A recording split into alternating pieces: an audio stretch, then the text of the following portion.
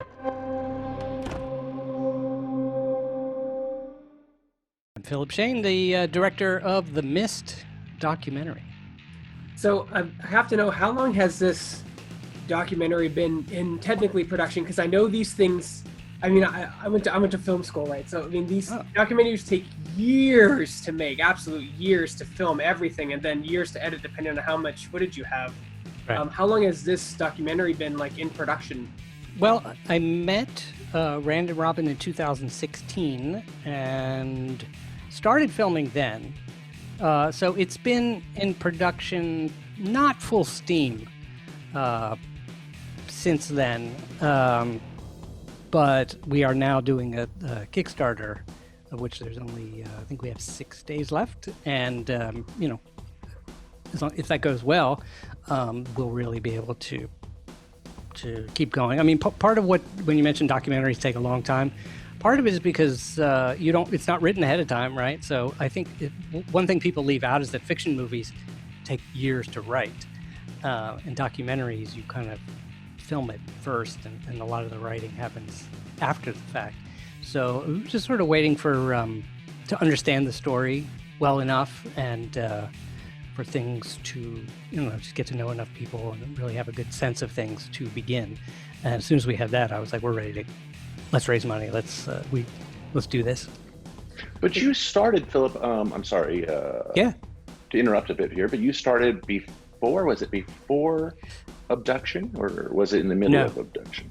No, when I met you, Abduction was being finished like within a couple weeks. Oh, really? Okay. And so we literally, which was fortunate. I actually thought it was kind of cool. It's like we got to, obviously making a game can take a long time and is a slow process. And it was suddenly like, hey, we can begin with something really exciting, this sort of mad dash to getting the release and stuff like that. So that was really cool.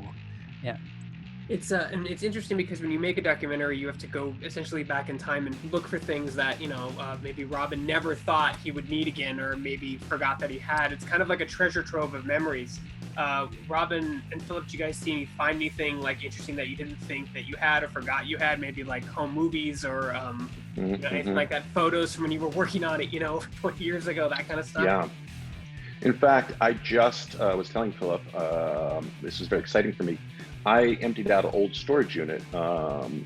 This was it was a few months ago, and I found the original sketches Rand and I did for Myst.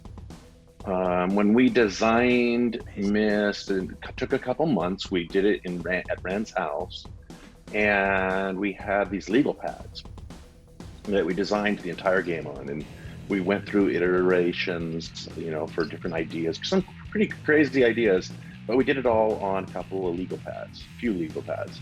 And so I thought I'd completely lost those.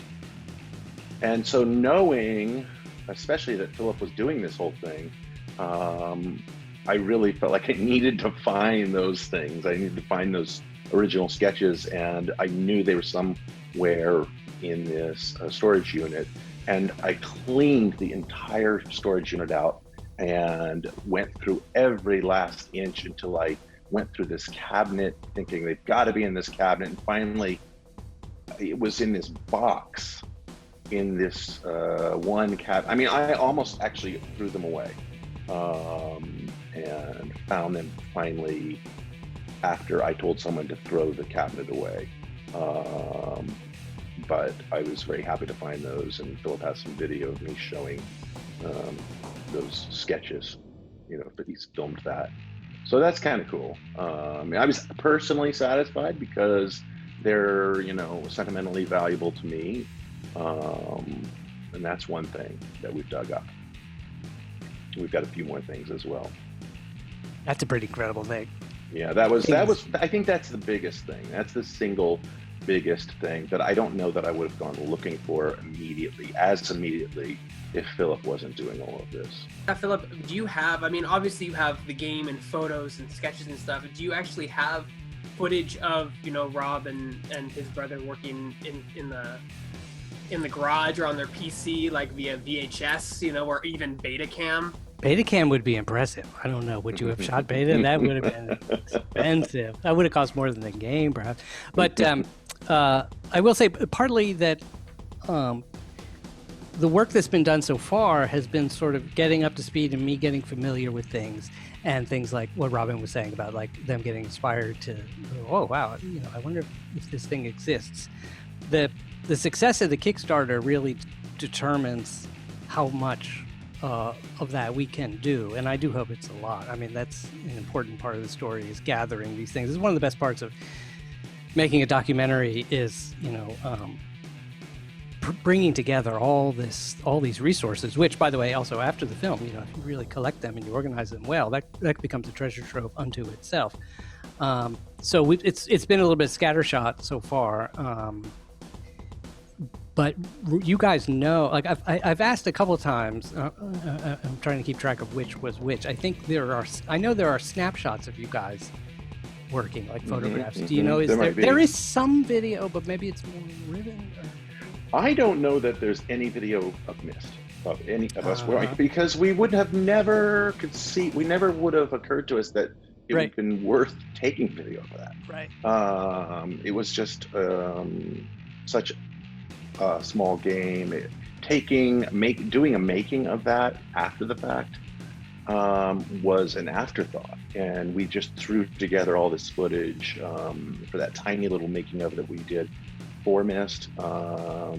So yeah, no, there's no video that I can think of. That's great. So what's your type of documentary film style, like in general? Well, I can say, a couple of things, sort of more what's my I will say this. You mentioned, different filmmakers, different documentary filmmakers, and kind of the way their films come out. And really what it all comes down to is, what do they hope to do? What are the things that are driving them? What are the core values, or the core, whatever. If someone's making a political film, it might be they want to activate you to do a particular thing at the end of the movie, go sign up for a particular thing, call somebody, or whatever. It could be a historical thing where they want you to understand, some particular piece of history. What I really, the thing I love the most in documentaries, and have been able to build a career on, I feel very fortunate to have done that, is being with people, making stories, making films, telling the stories of people who are really kind of inspirational to me personally. Now, they don't always turn out that way, but my way of kind of getting into it, I've generally been doing biographical films, portraits, I call them. A lot of times just during that process, I've come to know them so well. I become inspired by them. And I just have always felt, if I'm going to spend as much time as it takes to make a film, I'm going to spend it with a subject, and in the case of documentaries, or biographical documentaries, with a person or people, a group of people, who I'm going to learn a tremendous amount from. Because what a privilege. I've done that with on films like about Einstein, for instance. Now, unfortunately, I didn't have the privilege to be with Albert Einstein, or for Martin Luther King, and didn't have the privilege to be with him either. But we could speak to a lot of people who worked with them, or people who carry on that work, and so forth. So my goal with this, I've done films about scientists like Einstein, and films about artists or performing artists or musical artists, or all different kinds of things like that. This is my first video game film. But especially with the creative people, it's to capture the kind of the roller coaster of the creative process. I don't think people, any film is trying to get people to understand a certain kind of person or a certain kind of experience that people are having that other people don't understand at all, maybe not even care about. And yet once they learn it, they really appreciate it a lot more. And I think I once spoke to a really prominent person in video games some years ago, actually, and they said, people think making video games is like playing video games. And I think Robin and Rand would attest to the fact that it's not. There may be phases where you get to do that, but for the most part, it's not at all. It is a creative process. And the creative person, and again, Robin would be much more to speak to this, and you have a vision in mind, and you have a kind of level of quality in mind, and you are aiming for all kinds of things that is incredibly hard to achieve. And you're just chasing that thing and understanding what that is, and the things that become great works of art, as Myst is, I would call it that, and as a game as well. They were going after something incredibly powerful. It's hard to explain. It's something deep. It's a sense of meaning. It's a sense of wonder. It's a magnificent, vivid reality. I don't know. So I would carry on my work as a documentary filmmaker. I would even turn to Robin and say, if I asked you, what is it that drove you? You could give us an answer, but I think you would agree, Robin, it wouldn't be complete by any means. You can't tell. And so by living the experience, with this film, we hope to go, on the road to travel to a lot of the places where the Millers grew up and experienced incredible landscapes and incredible experiences, especially in this American Southwest. All the different cultures and just a sense of ancientness and ancient people and ancient, geology and things like that. I feel like there's a beautiful sense of mystery that they brought to Myst. And it's only by living kind of the experience, the formative experiences that brought the creative person to create the work that we are all familiar with. If you kind of live some of that experience, we have to trim it down, unfortunately. You come to understand what it was like and how those things came to be. And I don't want to tell you what those are. I don't think any description of them in words truly captures them. But you can go through a beautiful, emotional experience of living it. So, Philip, speaking of crowdfunding is a great tool for filmmakers. Indiegogo, Yes. Kickstarter, whatever. I mean, if Yes. you want to either make a short film or a fan film or a documentary, it's a great tool. But I have to ask, did you reach out? Netflix is pretty open to ideas. Did you reach out to Netflix or Hulu, one of those streaming services, and say, hey, I have this documentary idea, will you fund it, that kind of thing? I know sometimes certain studios will fund a film if they can show that there's interest in it via a Kickstarter, Indiegogo. I think Super Troopers did something like that. The sequel did something like that. Did you reach out to them, or did you just want to make sure you did it your way through the Kickstarter so you could have complete creative control over it? Well, I think, like you said, the Kickstarter, even those other places, in general, Kickstarter is a prerequisite to a lot of things. The crowdfunding is unbelievable. Completely changed the business. It's been around a number of years now, but it's amazing. What happened though was, originally you would go to philanthropies, and you would get grants and things like that. Those places now all kind of want you to do a Kickstarter, or even require you to do a Kickstarter first. So it's become the thing. Yeah, that's a whole nother thing. Also, just in the movies I've worked on, and sort of the general pattern of the way the workflow has been, is that we raise money, we make the films, you make the best movie you can, and you take that to festivals. And I've been very fortunate. I've always done very well at festivals, and people come up to you at the festivals, and that's where backers and distributors and all come to you. So it's a little bit more like I don't know, maybe more like the publishing business, less like the commissioned television work. That being said, I've done both. I've done like my documentary for Einstein. That was History Channel. It was made for History Channel. They all have different processes and stuff like that. So I'd love to say it was some sort of dogmatic commitment to quality, but I actually believe that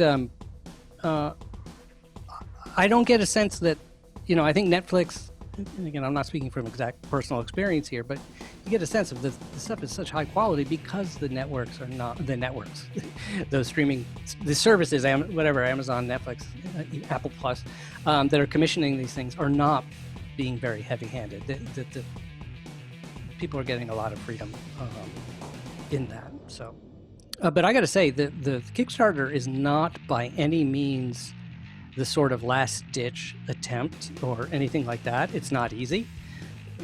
It's an unbelievable experience to be making a movie with, I think we're almost up to, I don't know, more than 1,500 backers, maybe approaching 2,000 or something. These are all these people that have come together at the beginning, and this didn't exist before, this sort of crowdsource kind of thing. That is amazing. Generally in documentaries or even independent filmmaking, it's a little bit of a lonely thing. You're making the whole thing, and then at the end, you hope it does well, and if it does well, suddenly you're showing in festivals and theaters, and people are coming up to you, and it's all that kind of stuff. Here, we get to meet the people at the beginning of the process and bring them all along through it. That is just tremendous. So that it doesn't, and believe me, it does not matter to me what tier somebody bought or whatever. A lot of people come on and they want to help, they want to be part of it, they give $1. Other people, it's more like 10, 50, whatever, and it goes all the way up. But it's not like any of those people are less important to me at all. And I'm literally, but right now, and Robin can see this, if we can go on Twitter and Facebook and things like that, and we can have these discussions. Like, I'm just constantly having discussions with people, and they're all sharing their stories. So it's like, to be making a movie about something where the community is alive throughout the making of the process, is like, that is a revolutionary experience. So it's pretty amazing. What are your thoughts on the streaming platform? Obviously, someone who's worked in television and film and documentaries, you kind of spread the gamut. Now that the streaming platforms like Netflix, Hulu, Amazon are coming to the light and starting to overtake that, aside from broadcast television, good Lord, I used to work on broadcast television years and years ago. What are your thoughts on that in general? Like, obviously, it's a good thing for filmmaking, but I just want to know your specific thoughts on it. I think anything that Steven Spielberg said is correct. And if he needs assistance in carrying out those beliefs, I'm there for him. No, he's a huge hero of mine. But as far as streaming platforms, now I really can't speak to the financial impact or any of that stuff. Like you said, we have people above my pay grade, or who unfortunately I pay to take care of those things for me. But I will say, as a creative person, and certainly as a movie, just someone who loves movies and watching movies, it's unbelievable. The funny thing is, I think like a lot of these things, these are things we knew were coming. It was just a matter of time. Like, I feel like maybe when you were making Myst, I'm guessing everyone had a sense that virtual reality or something was coming, that eventually this would just be a stepping stone, because it was obvious to see. And back then we had virtual reality in the malls briefly. Oh, yeah, Johnny Mnemonic was the best of both worlds, film and making, right? That was right. Let's not talk about Lawnmower Man or things like that, or Brain Scan. It's good. That's a good genre, by the way. 80s sci-fi. But I remember watching when we started to get like you talked about VHS tapes, the fact that you could rent movies, and watch them. That was unbelievable. The fact that eventually now the problem has been solved. We can get just about anything over the internet through whatever means is incredible. I believe that we are living, I'm not the only one to say this, of course, we are living in a golden age of television. We call it just sort of, we're watching things that were made for that screen. The screens are bigger, of course, than they were when we were growing up, so that makes a difference. They're not fully theatrical experiences, but that's pretty great. I will say, without going full Christopher Nolan, the theatrical experience is unfortunately becoming more and more rare. And I think, I really don't know the depth of what Spielberg was talking about, but I'm guessing part of it was this. The filmmakers know the experience of being together, which hopefully that'll happen again before too long, and watching something on a gigantic screen is unparalleled. There's no way you're watching something at home and you're getting that. You get a different experience. At home, you can watch something over a long period of time, multi-episodes and all that kind of stuff. It's more novelistic. It's fantastic. But I should say that I approach films, in the movies that I'm imagining in my mind are playing on a big screen in a theater. And this movie is very much like that too. Some people have said, well, why should we, what does this movie need? Why do we need this movie? These stories have all been told.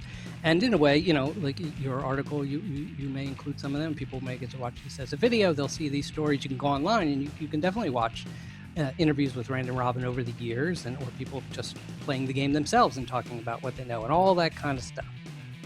But there's no comparison to a theatrical film experience as far as the intimacy and the power to really get into, a story. And that's what we're going to be doing here. And then, that'll show up on your streaming services, and That'll be excellent. I encourage you to sit as close to the screen as you can without May your I mother may telling I you back say up. something about this? Please do. I totally agree with you. I mean, Yeah. I just told my wife, it was today, Yeah. you know, because I'm really missing going to the movie theater. Yeah. And I know that's not what this interview is about so much, going to the movie theater, but I love it. And I'm so missing it, and I can't wait to be able to go back to the movie theater. But I do think Steven Spielberg's remark is like craziness. Um, you know, if somebody puts a great movie, and it goes up on Netflix, especially now we can't go to the theaters, and then it should be, it should count as a movie. So It's just another platform to tell a story on, really. I mean, it's all another these platform. filmmakers are doing. They're telling Yeah. stories, right? All That's it right. is. That's right. And I think I understand where he's coming from. I mean, he is a traditionalist, and frankly, he can afford to feel that way because there's a lot of young filmmakers who, you know, the only place they can tell a story is on a place like Netflix. You know, there's a lot of struggling filmmakers who, you know, the only place they can tell a movie is in streaming places. And so, I don't know. The problem is Streaming the gatekeepers. I mean, I would say this, that as Netflix, you know, Netflix and Amazon and these other services are replacing the networks as the gatekeepers. So they kind of become, it's a whole nother thing. And Spielberg, in some ways, as you're saying, he's sort of acting as a gatekeeper too, at least by opinion. Yeah. But I actually would, one really interesting, I wanted to just, if I could just bring this out. Myst is cinematic. And it's that I think it sounds like, you know, you didn't approach it that way, and somehow, but it really evolved into that. That one of the reasons the game is so different, and perhaps why it struck me so powerfully, and why it's a no-brainer that this telling this story as a documentary is going to be an amazing movie. But like, it was a cinematic experience in a way that video games definitely weren't at that time. Not common. Not even close, right? I mean, Hopefully it will. So Philip, where can people go to fund this documentary? And if it reaches its goal, what's your estimated time of release date for it? And where will it appear? Obviously, backers will get a copy, but will it run on streaming services, on YouTube? Like, what kind of platform will we see it on when it's finally finished? yeah, well, as far as that sort of where it will appear, like I said, that you can go. If you went to my website, it's just if you're curious about me, if you go to philipshane.com, you can see a lot of the movies I've done as well as television shows. And you'll see on every one of those movies, fortunately, you'll see a lot of little festivals, so Sundance, Tribeca, Toronto, you know, that kind of thing. So, like I said, we make a beautiful film. It's an independent documentary, and there is a world for that, and there is a path for that. And we, submit to festivals and let the distributors and broadcasters come, and it's just a process of finding who's the right one to take it on from there. So I don't know on that regard, but you're all welcome to call me. As far as where people can go now, I mean, none of that is going to happen if people don't help it, come together now, and Right. They are. And so I love that. So if you go to the Myst documentary, it's the most clever title. See, this is what happens. Why bother with branding? The Myst. Look, that's what it is. But actually, I just feel like that's what like in my mind for 30 years or something. I've been making this movie, and it was always I'm going to do that Myst documentary. That's what it is. So themystdocumentary.com is our website. It's a really cool thing you're going to see when you get there, and you're one click away from Kickstarter. There's a big banner there. Click and go to the Kickstarter there. I'll put a link in the description below so you can click That- on it. So. That'd be fantastic. Actually, I can send you a link for the Kickstarter directly, obviously. So on Kickstarter, we are there. We only have, like I said, I'm going to say 6 days left, maybe 7, but time is running out. We need to hit the goal. The way Kickstarter works, you do not get anything unless you meet the goal you're going for, and so we're on the path to do that, but we would love you to come. There's also the thing cool about Kickstarter is, certainly for the audience, is that there's all kinds of really cool stuff you can get. from T-shirts all the way up to really kind of amazing things. You can be on set with us, on set, or the set version of documentary. With the crew, right? With You can be with crew. us. You can be with us as you're filming. Yeah, for real. And for a period of time, and you can get your name in the movie credits. And there's one part of that. Let me just one really interesting part of that is there's a particular level, particular tier they call it, where we will interview you and get your story of why is it that you were so drawn to come. What is it about Myst that's driven you, and what is that? How did you get into it? Whatever. Just find your story, and we'll interview those. And so those backers will be really special. They'll get a, we're going to make a whole, probably be a website or something like that. But we're really going to honor these special stories. But we're interested in everybody, also just telling us their stories is phenomenal. So themystdocumentary.com, or click on the Kickstarter link.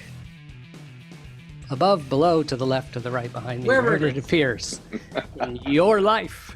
Yes, thank you so much for having us.